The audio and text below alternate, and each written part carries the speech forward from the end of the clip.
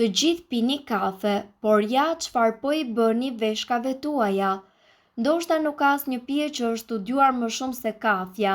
Në të njëjtën linjë, një studim i fundit zbulon se pirja e një filxhani kafe në ditë mundet që të zvogëlojë rrezikun e dëmtimit të veshkave.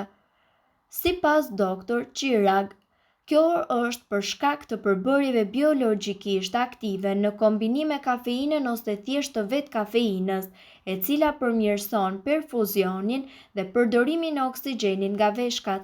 Ekipi hulumtues vëren gjithashtu se aditivët e kafes si qumshti, kremi rrahur, sheqeri ose ëmbëlsuesit mund të ndikojnë në rrezik dhe të garantojnë kërkime të mëtejshme të cilat nevojiten për të përcaktuar mekanizmat aktiv të kafes që mbrojnë veshkat dhe veçanërisht në nivelin qelizor.